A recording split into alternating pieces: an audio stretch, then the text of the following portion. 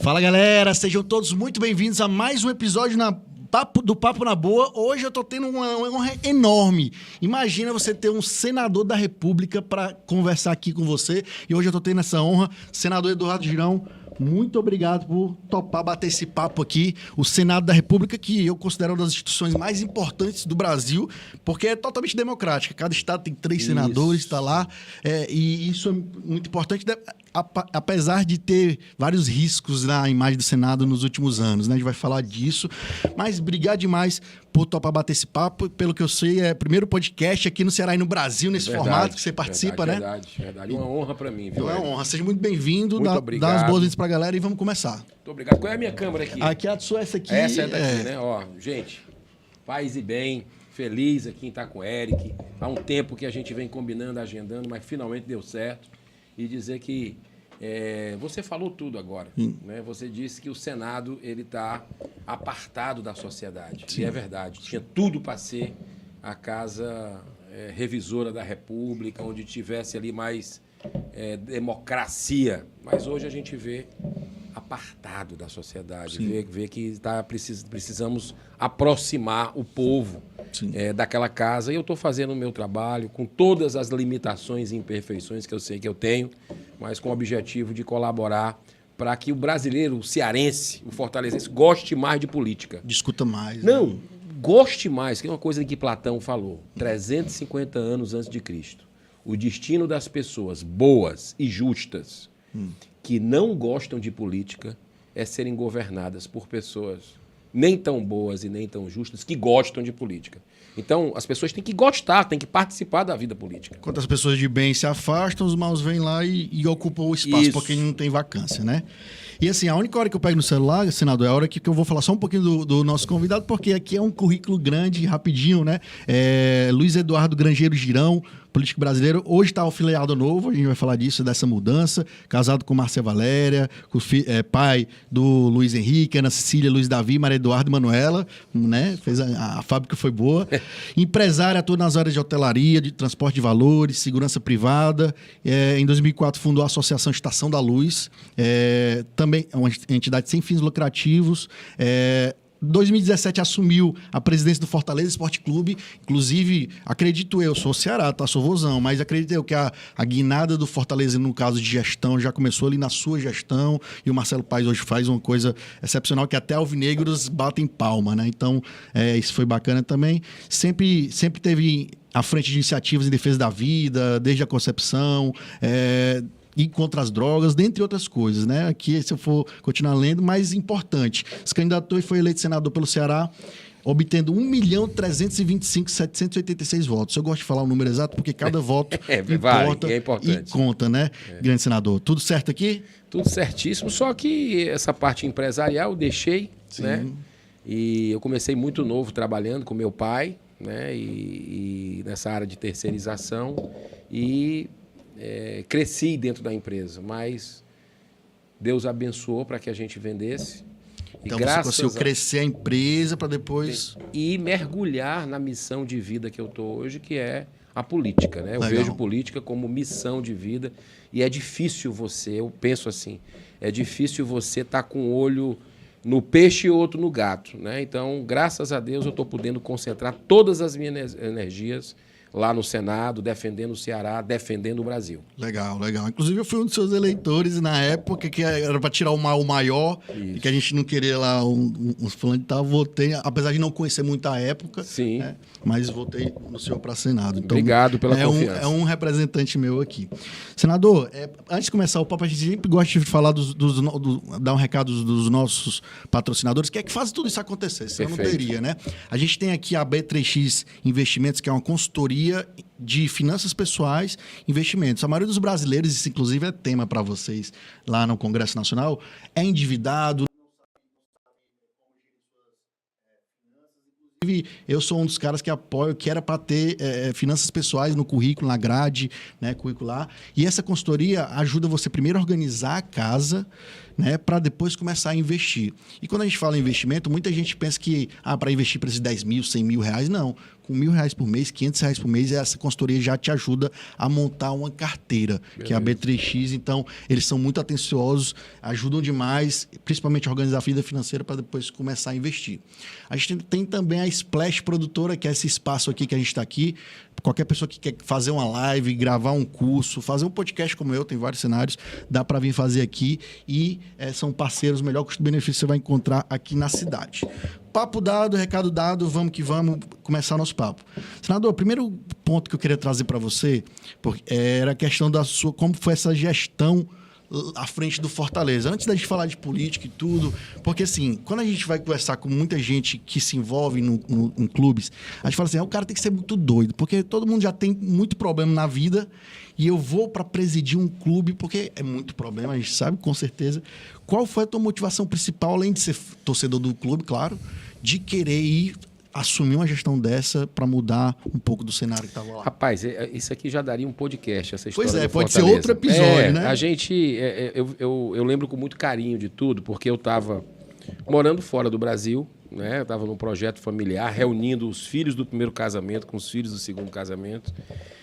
E o Fortaleza, para mim, é meu amigo de infância, né? Meu pai viajava muito e tal, quando eu era pequeno, e eu dava um jeito para acompanhar no radinho, ou pegar uma carona para ir até para o interior assistir jogo do Tricolor de Aço. E aí, eu morando nos Estados Unidos, em 2017, o Fortaleza, numa situação muito difícil, né? Eu acompanhando como torcedor, né? Mas acompanhando cada comentário de lá, vendo as rádios, vendo...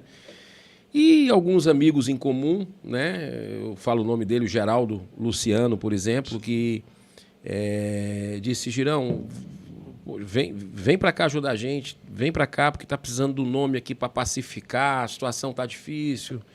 E isso sem o senhor nunca ter se envolvido na conselho, nada? Não, nada, zero de dirigente. Eu apenas, em momentos chaves do Fortaleza, né, sem que ninguém soubesse, né, eu falava com o presidente da época, vários presidentes, onde eu ajudava num bicho, né, numa remuneração em momentos chaves. Certo. Mas foi emblemático, porque eu estava nesse projeto familiar, tinha acabado de chegar há pouco tempo, e o Fortaleza degringolando, saiu do campeonato cearense, saiu do campeonato da Copa do Nordeste, eliminado precocemente da Copa do Brasil, né? E ainda estava na Série C. Pertinho de começar a Série C. E o clube com dívida, o clube com problemas de gestão, o clube com problemas de brigas internas. E aquela situação toda, eu sou uma pessoa de missão, né? Eu sou cristão e vou muito pela intuição, vou muito pelo chamado e senti no meu coração que era a hora de dar a contribuição para o clube. Estou encurtando aqui muito, porque tem bastidores, sim. Né? E eu volto, deixo a família lá, né? Combinei com a minha esposa, que é torcedora alvinegra, do seu vozão. A Márcia, que é jornalista, sim. Ela é torcedora de ir para o estádio, ir para a torcida organizada. E aí veio o primeiro sinal, porque eu mostrei para ela, a situação do Fortaleza está essa aqui, ó. Se raspar tudo que tem na conta, a conta do chá para ficar o Campeonato Brasileiro. Mas aqui é o seguinte, eu ali fui praticamente mostrar a situação sabendo que iria receber um não, né? E tinha que aceitar, porque o projeto da família, a família é a base de tudo. Sim.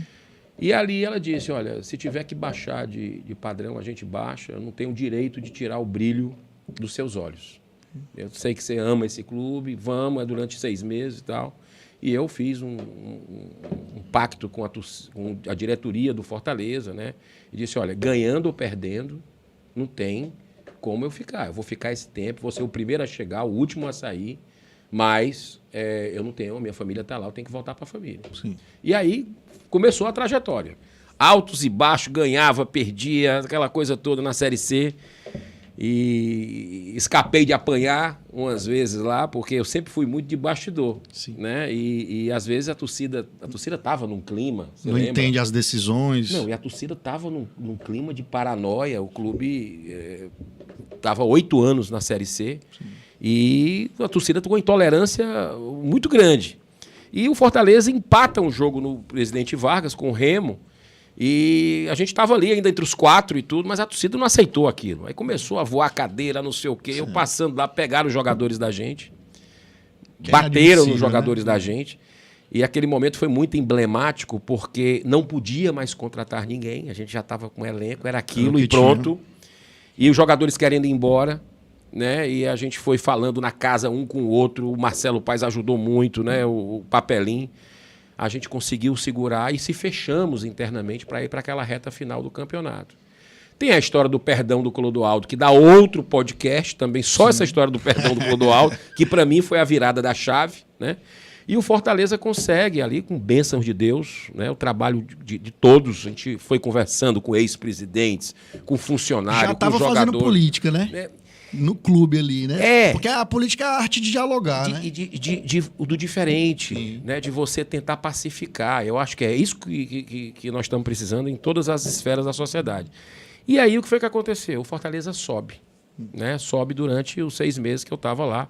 Foi uma pressão enorme para eu ficar, né? A torcida pedindo, mas eu disse, não, pode confiar que o meu vice, que eu escolhi, que é o Marcelo Paes, é um cara que tem os valores, que tem os princípios, e eu acredito que ele vai regar essa semente do Fortaleza. Foi quando o Rogério Ceni veio, também, a torcida ficou mais tranquila, né? E aí eu pude voltar, né, para a vida e fiquei assistindo o Fortaleza dar um show na Série B. E desde então só sucesso, né? Subiu para foi quase um foguete, né? Sul-Americana, Libertadores. Fez coisas realmente inimagináveis. E o que é melhor? Deixou os alvinegros babando. O que eu acho bacana é isso. Antes existia a rivalidade tem que ser sadia. Sim. Mas antes existia, não sei se você lembra, as rasteiras. Sim. Né? Aquela coisa de querer realmente o mal do outro. Ainda tem isso. Mas tá minimizado. Tá minimizando porque é o seguinte, o exemplo tem que vir de cima, Eric. Né? Então a primeira coisa que eu fiz como presidente do Fortaleza, assumi a cadeira do Fortaleza, eu fui visitar o Robson de Castro, teu presidente do Ceará. Sim. Que a gente tem que ter o maior respeito pela instituição centenária do Ceará. Porque um às vezes vive também por causa do outro, né? Eu digo, a torcida às vezes não gosta que eu fale do Fortaleza, mas são irmãos, são clubes daqui, nada é por acaso. E eu fui visitar o Robson e disse, Robson, tá morrendo 5, 6 torcedores por clássico rei aqui. Naquela época, mais ou menos essa média. Só porque o cara tá com a camisa do Fortaleza no terminal de ônibus, vai, outro agride e faz besteira. Vamos começar a dar o exemplo de cima? Vamos fazer uma parceria juntos? E o Robson foi super decente, super correto, disse, vamos sim, vamos fazer, tá precisando disso. E nós começamos. Primeiro clássico rei entre a gente.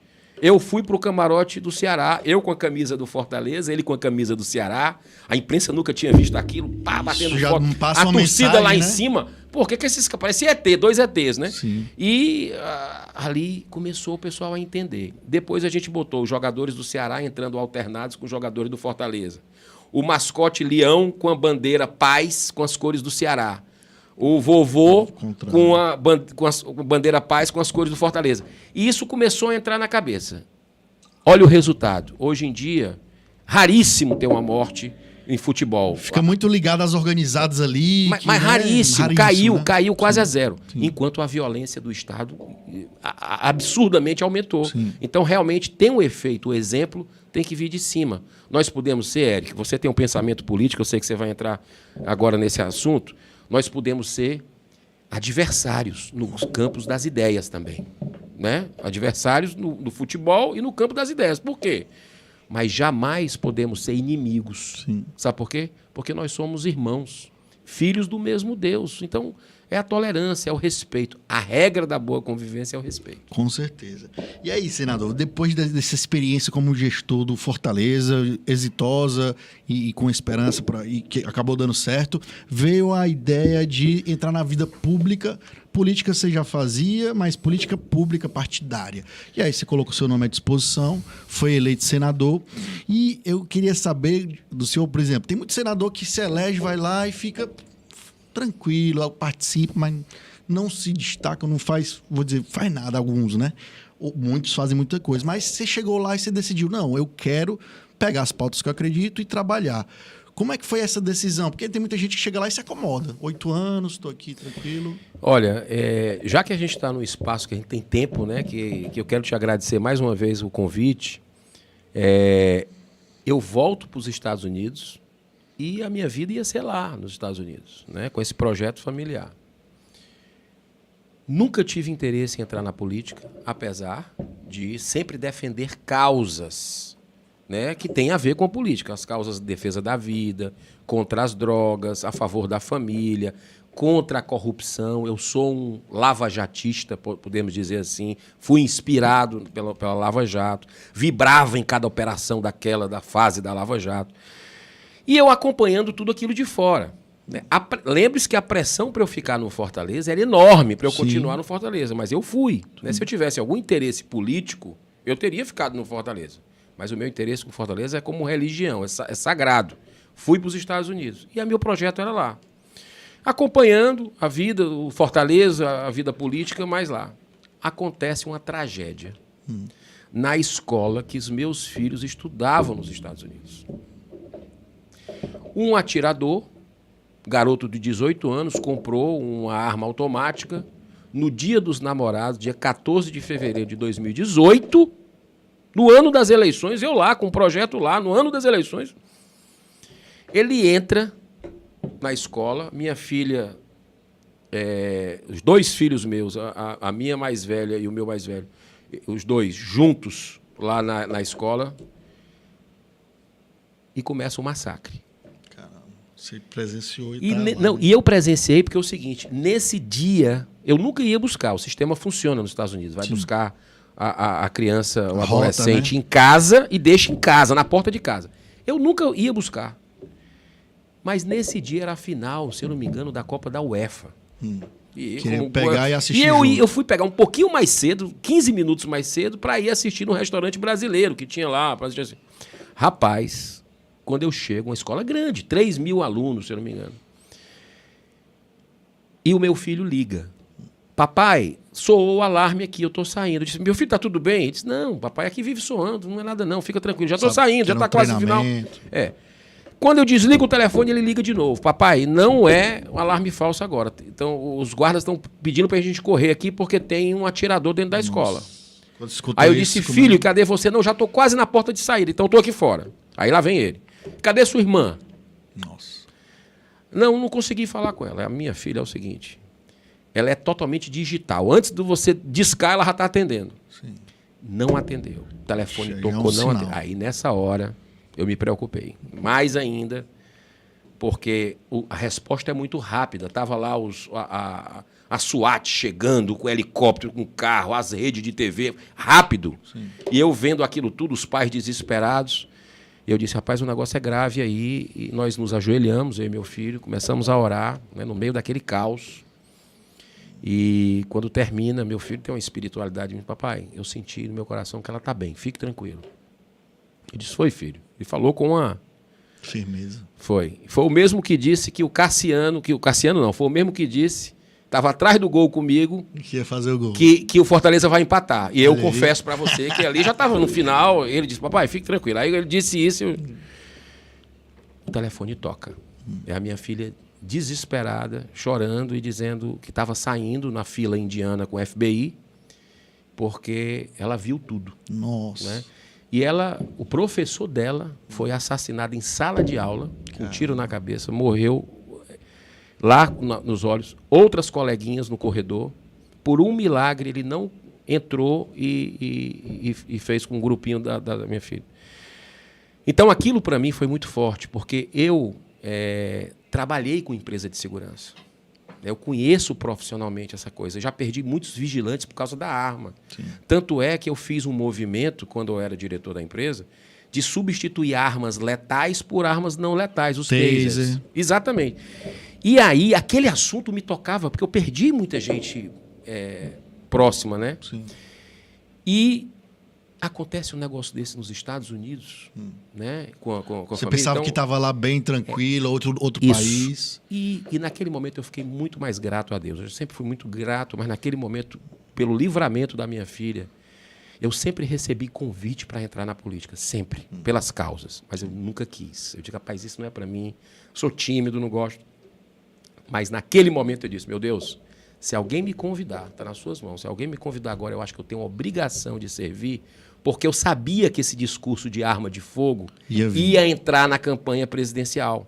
Né? Porque estava se desenhando isso naquele momento. Sim. E aí eu disse, esse assunto eu conheço um pouco e eu quero fazer o contraponto. Tem uma vivência, né? Tem uma vivência. E aí aconteceu, o capitão Wagner me chama, né, para entrar. Na época ele falou em deputado federal. Eu disse, tudo bem, qualquer posição e tal. Quando eu vi que... Olha só a história. Estou revelando, talvez, eu acho que é a primeira vez, porque tem espaço. Sim. Quando, em algumas reuniões que a gente teve, ele disse... conversando, e eu dando corda para ele ir para senador. Eu dando corda para ele ir, rapaz. E ele disse, não, eu tenho um compromisso, deputado federal, com os outros. Eu digo, sim, aí... E quem vai para o Senado? Não, o Senado está difícil, tá favas contadas, é o Cid, é o Eunício. Um é o presidente do Senado, o outro é governador, 2 vezes, não tem... Eu disse, cara, o povo do Ceará não vai ter... Uma opção. Uma opção, vai ter que votar sim. Não, o cearense é libertário, não. E aquilo foi me incomodando e eu dando pressão nele. Cara, tem que ser tu, tem que ser tu, vamos lá, vamos... Aí ele teve uma hora que ele se apurrinhou e disse, vai tu. E tu recebeu nos peitos. Aí eu digo, rapaz, eu sou de missão. Eu sei que é quase impossível um negócio desse. Mas vamos colocar o nome, vamos colocar as causas. E aí a gente foi com esse espírito. Eu só tive perna para andar, Eric, em 60 municípios. Você sabe que nós temos 184. Sim, sim. Eu só tive perna, estrutura de carro para andar em 60 municípios. Você estava colocando seu nome a primeira vez na capital, talvez não era conhecido, imagine no interior. Imagine, né? no interior. Sim. E aconteceu aí, eu digo para você, espiritualmente falando, aconteceu um alinhamento, né, universal aí para que tudo desse certo para que a gente fosse eleito. Né? Boa vontade do povo cearense, sim, de querer mudança, da rejeição do nome do presidente do Senado Federal, mesmo sem usar o Fortaleza Esporte Clube, como às vezes o pessoal... Mas você tem que mostrar a gestão. Disse, não, Fortaleza é sagrado.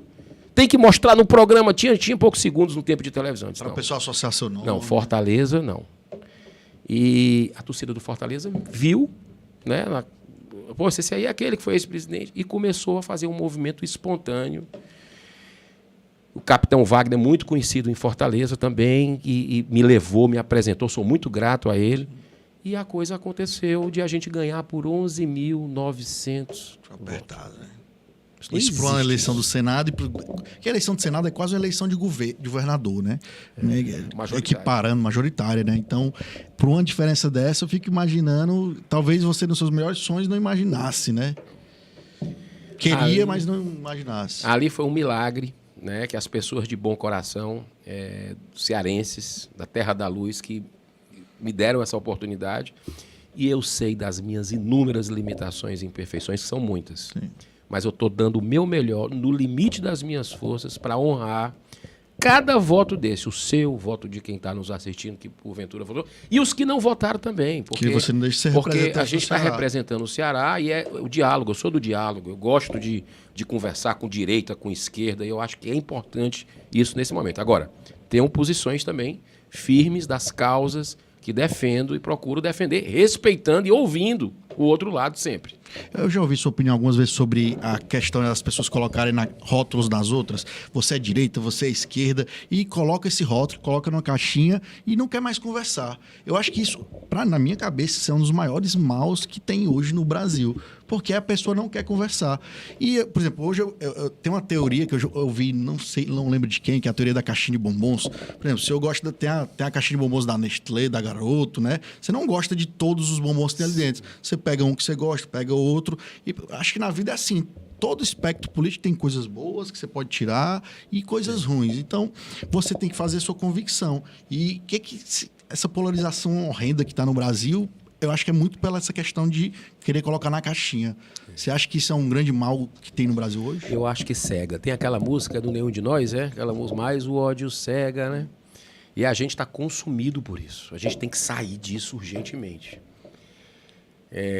A minha ida para o Novo, eu acredito que dentro de um grupo que tem o Zema por exemplo, o governador de Minas Gerais, que pegou um estado destruído e está fazendo o que está fazendo, né? Colocou as contas em dia, está fazendo uma gestão eficiente, com respeito ao dinheiro das pessoas, do contribuinte. Eu vejo que a gente precisa olhar para esse tipo de gestão. E o Novo tem essa marca. Sim. E eu acredito que a gente tem que sair dessa polarização, né? Entre os extremos. Eu acho que a gente tem que ir pelo caminho do meio, do diálogo. E eu vejo que o Novo é um partido muito coerente. Na política, Éric, você sabe, você conhece, é de uma família que tem essa marca. A gente precisa ter, político precisa ter coerência no pensar, no falar e no agir. Tem que ter esse alinhamento. E outra coisa, integridade, né? Com isso aí na política, é meio caminho andado, porque o resto é diálogo, é ver políticas públicas, E eu acredito que o Novo, ele tem essa marca, né, na questão da anticorrupção, as pautas deles, ele não abre mão das pautas éticas, sim, ele dá o exemplo no gasto com dinheiro público dos seus parlamentares. Eu, por exemplo, antes mesmo de ir no Novo, eu já faço isso, né? Por isso que eu me senti tão acolhido e estou em casa no Novo. Eu renunciei a todas essas mordomias e regalias que tem senador. Auxílio, não sei se você, aquilo. eu não sei se a pessoa, que quem está nos assistindo tem noção disso. Sim. O senador tem direito a um plano de saúde vitalício. Nossa. O senador tem direito a um apartamento funcional, que alguns são 4, 5 quartos, um negócio assim, para passar 2, 3 dias em Brasília no máximo. Auxílio mudança. Auxílio mudança. Sabe o que mais? Carro com motorista. Poxa, no tempo de Uber, no tempo que a gente está vivendo, né, desses aplicativos, você ainda tem um carro à disposição quando o cara passa 3 dias lá. Por que não pega um táxi, não pega um Uber? Sim. Por que não vai para uma pousada, não vai para um hotel, né? E sai muito mais barato e vende isso aí, esses apartamentos funcionais, vai ter gente feliz, vai ter imposto, vai ter, né? Resultado. Eu abri mão disso tudo em caráter irrevogável assim que ganhei a eleição aqui. Foi um compromisso que eu tive com o cearense. Se você pegar minhas propostas, está lá. Eu abri mão disso. Outra coisa, uso a metade do gasto com equipe dentro do gabinete. Que é a verba aquelas verbas todas. Eu uso a metade daquilo e muitas nem uso. Dando exemplo, e conseguimos ter produtividade. Sim. Conseguimos. Outra coisa, dos 184 municípios do estado do Ceará, nós conseguimos agraciar todos eles com emendas parlamentares 100% transparente. O que é difícil, né? Sabe por quê? Porque geralmente o político, tem exceções. Ele manda para sua base. Ele manda para sua base, ele manda para os seus prefeitos. Eu não. Tem prefeito do PT, vários, todos, que eu mandei. Que aí você tem moral para conversar. Eu tô ajudando aqui independente de espectro político. É porque eu quero ajudar as pessoas. Sim. E se o cara foi eleito pelas pessoas, né, ele se comprometendo a aplicar aquele dinheiro, e eu fiz um convênio inédito, pioneiro, com o Ministério Público Federal, com o Ministério Público Estadual, para cada centavo das emendas que a gente manda de lá, já foram 80 milhões de reais desde o início do mandato, passe pela fiscalização desses órgãos importantes. Então, a gente está conseguindo agraciar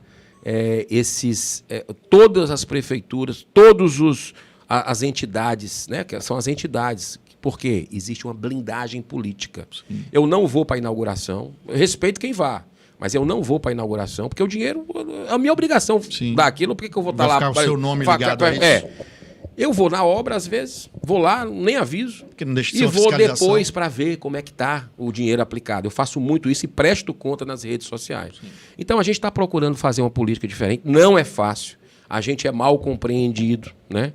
Mas eu procuro receber todos os vereadores, todos os partidos, todos os prefeitos. Sabe que as portas do gabinete estão abertas, porque eu estou lá para servir o cearense. Você falou dessa mudança para o Novo agora. Recentemente existiu uma crítica, eu nem sou defensor do Novo, nem sou filiado ao Novo, mas existiu uma crítica em relação ao Zema, que ele aumentou os salários dos secretários e do governador, e a galera caiu em pau em cima, dizendo, o Novo aí. Eu vendo a cabeça e vendo a explicação, é que como é que você vai trazer quadros bons? Acho que o salário do governador lá era 18 mil, 14 mil.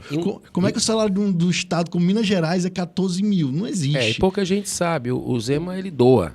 Sim. Né? Ele nem usa. Né? Independente disso, para você trazer bons quadros de gestão administrativa, né? Exato, eu estou falando dele. Mas os secretários, ele precisa ter um time sim. para fazer as mudanças que ele está fazendo lá.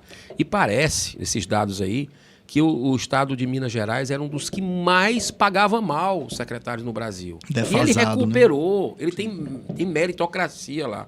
Então, vamos pegar, meu amigo, você estando na política, se um dia você for para a política, eu vejo que você é um cara muito inteligente, que conhece e vontade de ajudar, vamos pegar qualquer coisinha para... Por exemplo, ontem, nesses dias, eu fui entregar lá para o ministro dos Direitos Humanos no Senado Federal uma causa comissão de direitos humanos. Certo. O ministro foi lá, Silvio Almeida, e eu fui entregar. Eu até trouxe aqui. Eu sempre ando com ele. Que é uma coisa que você faz rotineiramente, sempre né? fiz, há 20 anos. Eu já entreguei para ministro de Supremo Tribunal Federal, em sabatina, ao vivo, para o Brasil todo. Eu já entreguei para parlamentares, para senadores. Isso antes de ser político partidário. Antes. Quando eu entrei, também continuei fazendo. Sim. Então, aqui é uma réplica de um bebê de 11 semanas de gestação. Tá certo? É o período que é feito o aborto. E já está o fígado formado, os rins, está tudo aqui constituído. O ministro dos Direitos Humanos estava lá, que é uma pasta que tem tudo a ver com o direito humano básico, que é o direito humano à vida. Eu fiz algumas perguntas sobre ditadura, né, o alinhamento do governo Lula historicamente, com Cuba, com Venezuela, com Nicarágua, o pessoal fechando empresa igreja, canal de televisão, perseguindo o jornalista. E que direito humano é esse? Cadê o Lula para falar? Cadê o Ministério? Eu perguntei isso respeitosamente. Se você pegar o vídeo, você vai... Eu perguntei respeitosamente. Aí, quando entrou na questão do aborto, da vida, era a outra pergunta que eu tive. Ministro, o senhor me permite? Eu queria entregar... Quando eu estava chegando, ele disse, não me entregue, não. Isso nunca tinha acontecido. Eu até fiquei parado, eu digo, rapaz... Porque você já fez outras vezes, e todo mundo recebeu. Públicos. Todo mundo recebeu. Até pessoas que não concordam, porque é um símbolo. Sim. Aqui é um símbolo mundial pró-vida. Todo mundo que abraça essa causa, isso aqui faz parte. E ele ficou nervoso ofendido, na hora, né? Se sentiu ofendido, e eu pedi desculpa. Eu disse, ministro, se o senhor se sentiu ofendido, eu pedi desculpa. Né? E ele me mostrou ali, com todo respeito a quem pensa diferente, uma intolerância muito grande, porque ele não é ali o Silvio Almeida. Sim. Ele pode até ter direito de negar, né, como a pessoa, o cidadão Silvio Almeida. Mas ali ele é ministro teu. Ele é ministro meu. Ele é ministro de quem está nos ajudando aqui, de quem está assistindo. Então, você pode concordar comigo com essa causa ou não, mas se tem no Brasil pessoas que concordam que devemos defender essa vida da mulher, porque a mulher sofre consequências mentais, psicológicas, emocionais e até físicas quando faz o aborto. O índice de depressão, ansiedade, envolvimento com álcool e drogas e suicídio é muito maior na mulher que faz o aborto do que na mulher que não faz. Então, são duas vidas que estão em jogo. Quando eu mostro isso aqui para ele, né, ele não respeita essa parcela maior da população, que a maioria da população defende a vida, é contra o aborto, ele recusa. Então, ali... Você acha que foi um mal-entendido da parte dele, de não entender o contexto, ou realmente ele pensava que o senhor estava indo para cima dele, dar aquela famosa lacrada da internet, e ele quis reverter o jogo? Eu vejo ali que o choque de realidade foi muito grande, né? Quando a gente vê, porque isso aqui é a materialização de uma causa. Sim. Como ele é defensor do aborto, né? Ele já deu entrevista sobre isso, aquilo para ele é um choque muito grande com uma coisa que você não quer ver, é uma verdade que você não quer ver. Então, e ele revelou lá, ele deu uma escorregada, ele disse, né? Mas a minha filha vai nascer, eu não vou... Mas ele viu isso aqui no ultrassom. Isso, né? Ele viu isso aqui na ultrassom da esposa dele. Sim. Então, quer dizer, foi algo um pouco desrespeitoso, porque ele estava na casa da gente, né? Ele foi convidado para a casa da gente. Quando eu volto, e aí a mídia cortou, sim. Quando eu volto para a mesa e falo para ele, peço desculpa e tudo, eu disse o seguinte, ministro, me passa uma incoerência muito grande. Né? Não o seu ato, que eu respeito, mas o seu governo, o seu presidente da República, o Lula, Ele declarou agora, 5 meses atrás, durante a campanha, Sim. que era contra o aborto. Ele fez uma carta, Éric, aos cristãos, dizendo o seguinte: eu vou respeitar, mais ou menos assim, eu vou respeitar a vida em todas a vida plena em todas as suas fases. E logo em seguida o Ministério da Saúde dele saiu de um acordo lá importante. Pronto, você né? tá bem informado. Saiu de um acordo do Consenso de Genebra, que é o maior consenso pró-vida do mundo, 50 países, o Brasil sai, e ele fez algo pior, o governo Lula.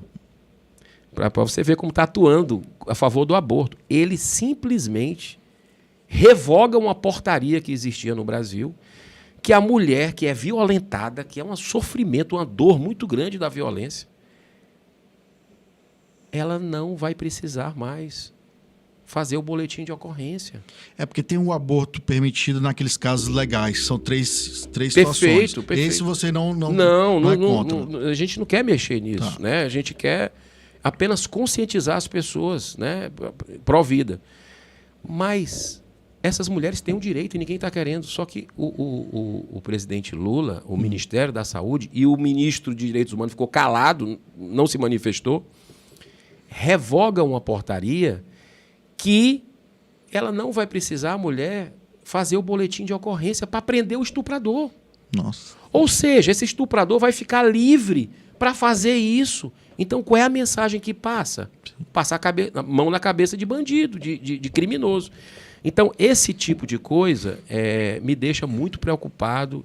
Eu acho que toda essa polêmica, se uma vida for salva por causa desse bebezinho que eu já mostrei a nível nacional tantas vezes, e desses dias eu estou fazendo direto, se uma vida for salva, já valeu a pena. Se o sofrimento de uma mulher for poupado porque não fez o aborto, que tomou consciência, já valeu a pena, e eu espero que essa hipocrisia do governo fique clara, e que ele pregou uma coisa na campanha e está fazendo outra nessa causa e em outras causas também que você tem acompanhado. Senador, você acha que, acompanhando, que eu acho que o senhor acompanha, como é a política em outros países, você acha que no Brasil a gente falar tanto de pautas, de costumes, que são coisas inflamadas, porque envolve paixão, envolve religião, outros não, às vezes deixa de lado um pouco do que precisaria ser falado para a administração pública, os problemas reais do Brasil, né? Que a gente fala, falta saneamento básico em várias cidades do Brasil. Você acha que, eu acho importante, mas você acha que isso não toma mais espaço do que deveria?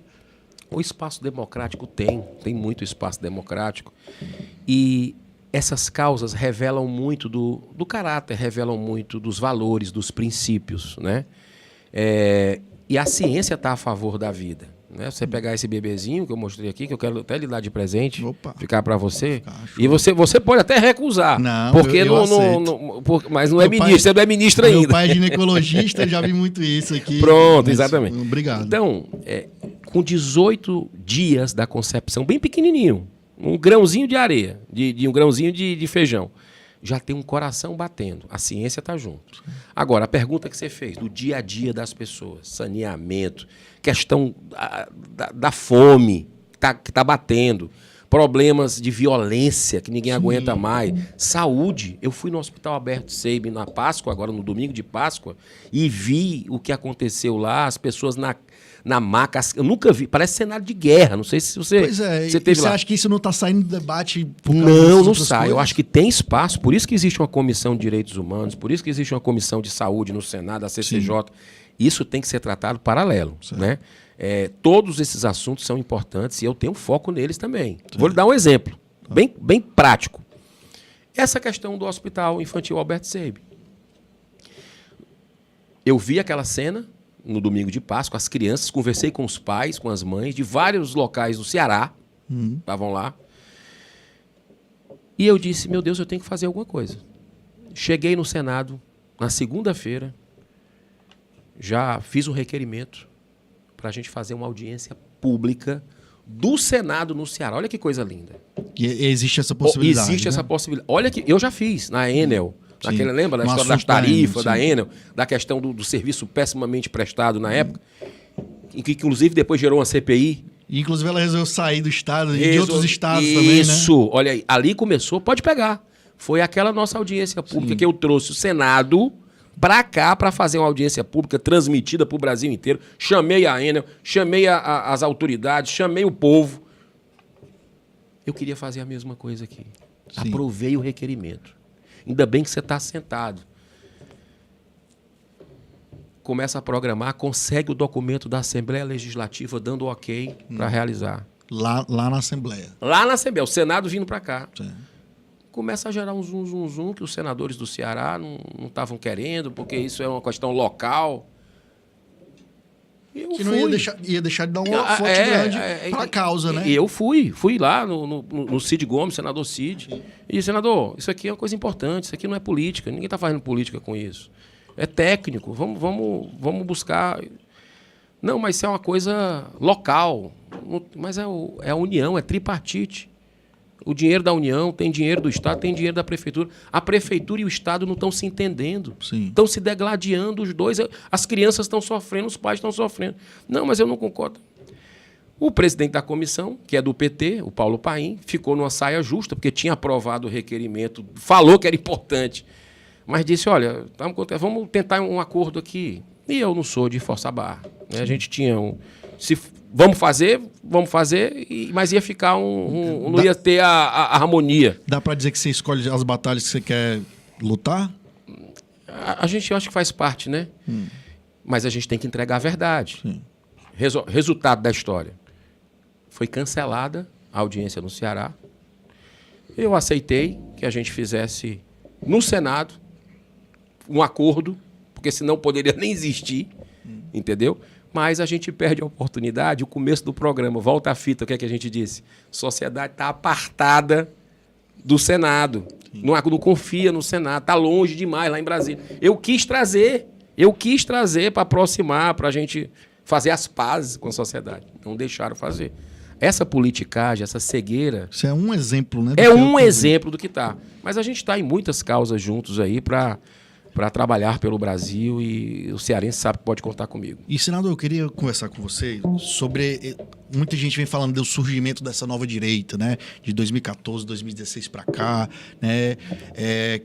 Eu queria entender do senhor, você faz parte, claro, dessa nova direita. Não acho que o senhor se considera um bolsonarista, né? Porque, ao meu ver, os bolsonaristas são aqueles que... Qualquer coisa que você fale contra lá já vira inimigo. Então, tem isso. Mas eu queria ver... com seus olhos, como você vê essa nova direita? Porque a gente pode dizer que a esquerda ela é unida há muito tempo e sabe fazer as suas atuações, suas defesas. A direita, a gente pode dizer que está ressurgindo ou sempre existiu? Eu acho que a grande esperança, repito, com todo respeito a quem pensa diferente, é o Novo, esse partido que eu estou, porque ele é um partido que está passado na casca do alho, né? E tem pautas muito bem definidas, liberais, éticas, né, e que tem feito um trabalho coerente. Eu vejo que o Bolsonaro, né, eu tenho discordâncias dele, e deixei claro isso na CPI que teve da pandemia, né, em várias outras situações, como a Lava Jato, que eu acho que os três poderes da República enterraram a Lava Jato, o poder executivo, o poder legislativo, que eu faço parte, votando aquele abuso de autoridade ali nas pressas, assodadamente, e o STF nem se fala, né, com as decisões, com a insegurança jurídica, enfim. E eu vejo que o governo errou muito o Bolsonaro, mas tem um lado positivo dele. Né? O que o Bolsonaro, em muitas falas equivocadas durante a pandemia, por exemplo, se pronunciava, o governo fazia de outra forma, fazia da forma correta.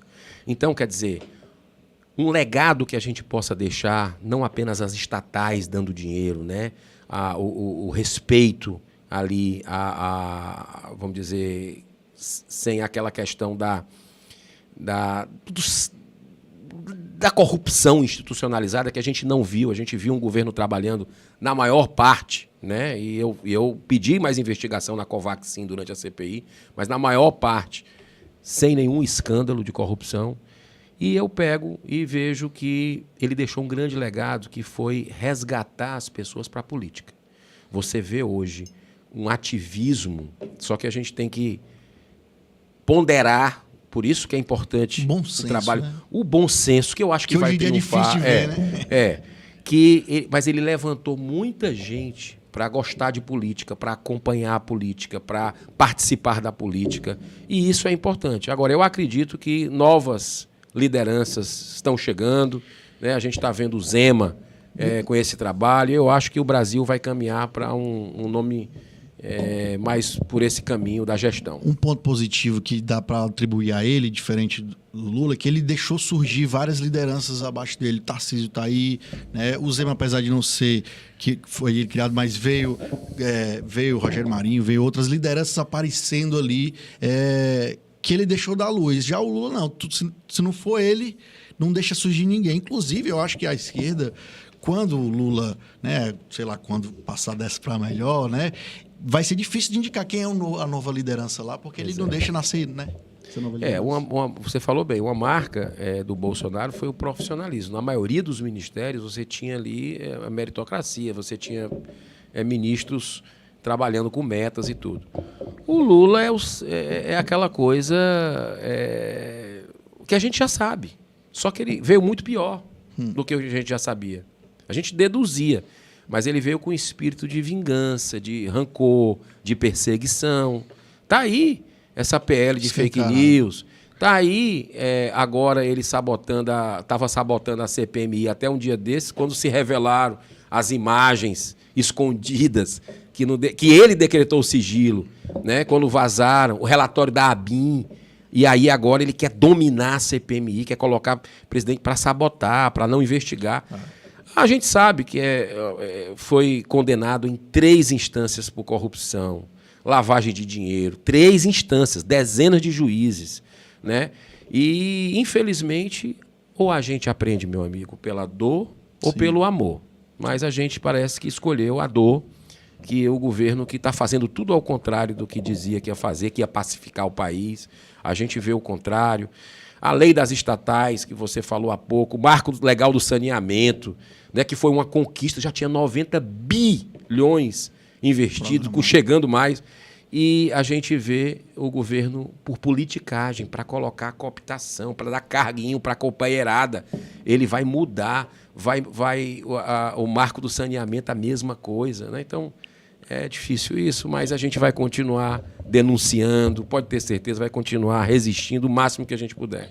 Sobre essa CPMI que foi instalada agora e vai começar os trabalhos sobre os atos de 8 de janeiro, na minha cabeça, eu queria ver se o senhor concorda, eu acho que o movimento estava indo lá para protestar de alguma forma.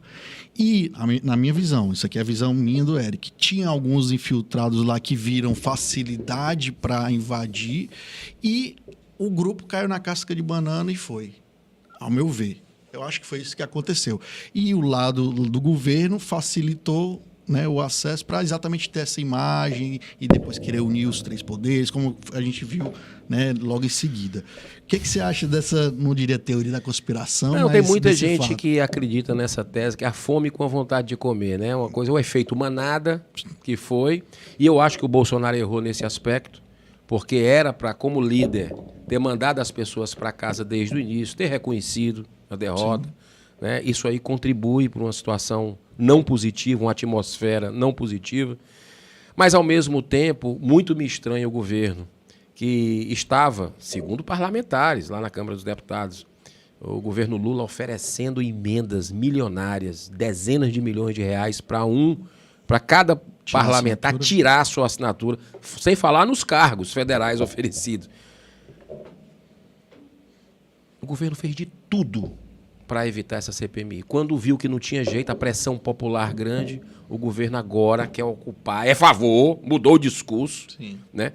Então, vai chegar para Boi de Piranha só o G Dias lá, né? Pois é. Então, por que está assim? É o quê? É porque deixou acontecer? Você não pode esquecer, e é aí que a gente vai investigar, você não pode esquecer que a ABIN avisou 2 dias antes que o objetivo daqueles atos do domingo, isso na sexta, sim, que o objetivo dos atos no domingo, eles estavam monitorando, tinha gente com arma, tinha gente assim, e que o objetivo era destruir fisicamente o Senado, a Câmara, o STF e o Palácio do Planalto. Ou seja, tinha informação. Tinha informação. Por que o governo não agiu, Érico? Por que o governo fez foi o inverso. Em vez de reforçar a segurança, ele desmobiliza horas antes do ataque, cara. E pelo amor de Deus. Vídeos, né? Não. E os vídeos, a gente tem que ver aquelas pessoas que aparecem no vídeo se estão no inquérito lá do Alexandre de Moraes. Boa, não Cadê? Nisso, não, claro, ele tem que ticar um a um. O cara do relógio tem lá. que ticar um a um. Quem é esse cara? Tá cato? Cadê ele? Ele tá lá no presídio. Eu fui na Papuda, tá? Sim. Eu fui visitar, eu fui na colmeia, né?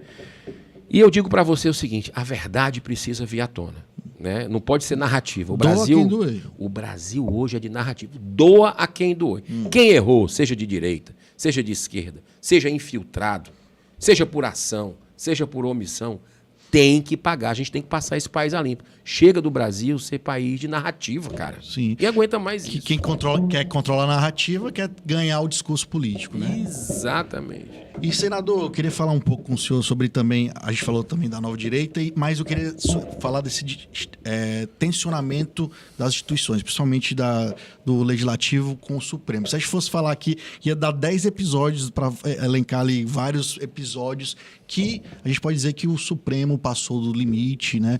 Um que vem à minha cabeça agora, durante as eleições, pode censurar até o dia 30, depois não pode, né? Aquilo ali foi um dos mais vergonhosos. Mas, na sua qual a solução, a não ser conchavos políticos, para não ter esses tensionamentos entre os poderes da política do Brasil? Essa sua pergunta é a pergunta do 1 milhão, né? Mas eu acredito que é possível. Eu acredito que o sistema é muito bruto, viu, meu amigo?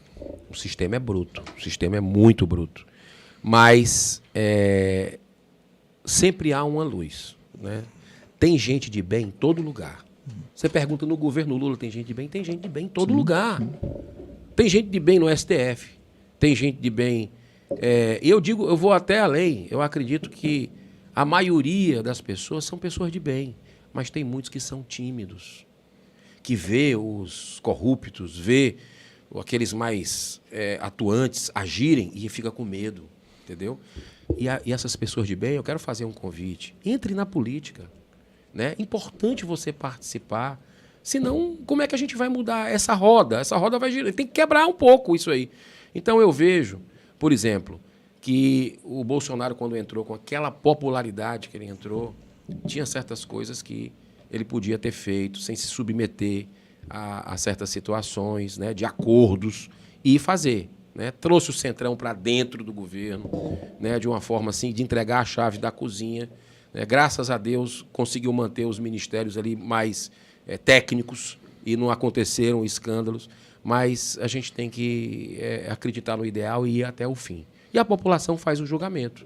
A população, eu acho que é o grande aliado de quem quer fazer o bem. Está aí o Zema. O Zema fez o que fez, cortou custos e tudo com apoio da população. Sem fazer marketing, sem fazer alarde, trabalhou. Trabalhou. Né? Então é possível? Sim. É possível. Por que a gente não pode repetir isso no Brasil?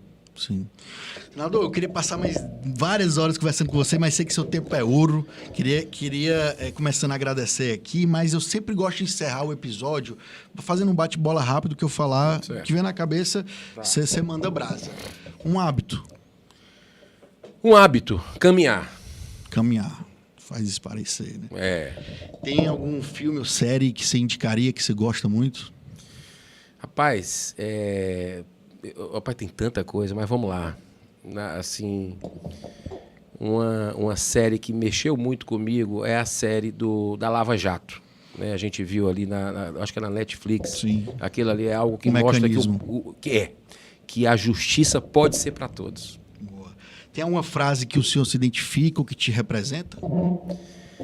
Tem uma frase que eu gosto muito, que é do Edmund Burke, o estadista irlandês, que para mim é uma inspiração, até para entrar na política, no Fortaleza, também pensei muito nisso, que é o seguinte, ele diz que o mal só triunfa quando os bons cruzam os braços, né?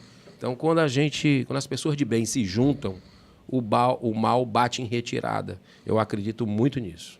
Bom demais. A gente vai colocar aqui as redes sociais do senador, Eduardo Girão, acho que é Eduardo Girão Oficial, né? Vai estar aqui no YouTube. E eu queria que o senhor mandasse uma mensagem final para o pessoal que está aí, que não gosta de política. Hoje em dia o brasileiro está mais envolvido, está mais antenado, sabe a composição do STF, às vezes não sabe nem mais da seleção brasileira, mas sabe a composição do STF. Mas tem muita gente que se afasta. O que você diz para essas pessoas? Primeiro eu quero dizer para você, tá certo? Muito obrigado pelo convite, me senti muito à vontade aqui, né? Parabéns pelo trabalho. É o 46º programa, né? E já está dando a repercussão. Eu já ouvi falar sobre o programa, muitas vezes já assisti alguns trechos. E eu queria dizer para você que está nos assistindo, seja fortalezense, cearense, de fora do nosso estado, brasileiro, eu sei que a amplitude é grande desse podcast, não desista da política, né? Não desista da política. É possível, a gente tem exemplos que é possível, né? E eu queria lhe convidar para participar, independente de partido, tá? Se você se identifica com um partido de esquerda, vai, né? Se você se identifica com direita, de centro, enfim. Mas é importante que você participe, sempre com respeito ao divergente, mas procurando defender o que é o correto, né? Então, eu te convido para ser esse equilíbrio, esse ponto de equilíbrio, de pacificação que o Brasil precisa. Chega de briga por política e a gente precisa caminhar rumo à solução dos problemas. Bom demais. Senador Eduardo Girão, muito obrigado por topar bater esse papo na boa. Aqui é um podcast leve, sem frescura. Você que está chegando agora, não se esquece de se inscrever no canal, ativar o sininho das notificações, que ajuda demais no nosso trabalho. E a casa está aberta, viu, senador? Quando quiser voltar para falar de qualquer assunto, a gente vem aqui, passa o tanto de tempo que você precisar para a gente falar de temas que são importantes para o Brasil. Beleza? Obrigado. Deus abençoe. Tamo junto, galera. Até a próxima.